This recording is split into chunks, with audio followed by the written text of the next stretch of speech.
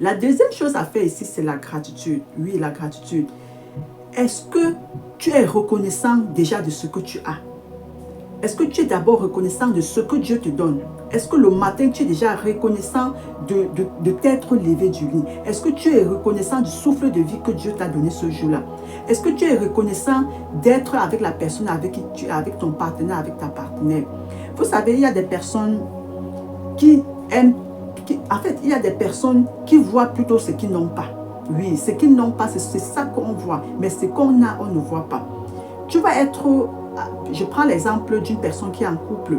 Si peut-être son partenaire lui offre un cadeau qui ne lui plaît pas, la personne va plutôt se fâcher. Pourquoi est-ce que tu m'as offert ce petit cadeau? Mais la personne ne doit pas penser le jour que la personne lui a offert un grand cadeau. Le jour qu'on t'a donné un bon cadeau, le jour que ce partenaire t'a offert un grand cadeau, est-ce que tu as pensé à ce jour-là? Est-ce que tu as pensé au jour où il a fait quelque chose d'important pour toi? Ou bien tu te focalises seulement sur le présent, sur ce qu'il a fait qui ne te plaît pas. Est-ce que c'est seulement sur ça que tu te focalises? Et c'est le problème de beaucoup de personnes, c'est le problème de beaucoup d'entre nous. Tu es avec une personne, même si ce n'est pas ton partenaire, tu es avec un membre de ta famille, tu es avec un ami, tu es avec un collègue. Le jour que tu demandes quelque chose, la personne ne te donne pas, ça devient des problèmes. Mais tu ne peux pas penser à ce que la personne t'a déjà donné. Donc, tu n'es pas dans la gratitude au fait.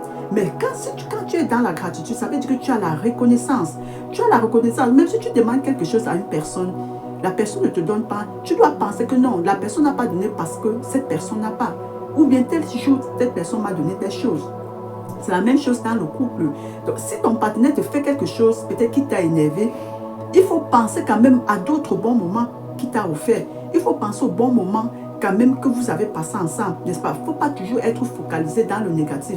Je sais que le cerveau de l'être humain est fait de telle manière que ça capte plus la négativité que la positivité. Ça capte plus le néant que le positif. Ça capte plus ce qui est mauvais que ce qui est bien. C'est-à-dire quelqu'un va te faire 100 choses, 99 choses de bien. Mais le jour que cette personne va te faire une chose qui n'est pas bien, le cerveau va oublier les 99 choses que la personne t'a faites. Le cerveau va se focaliser juste sur la seule chose que la personne t'a fait de mal. Donc, il faut travailler cela. Il faut changer de mentalité. Il faut travailler la manière de réfléchir afin que ton cerveau puisse aussi se rappeler des 99 choses que la personne t'a fait pour ne pas juste se focaliser sur la seule chose que la personne ne t'a pas fait.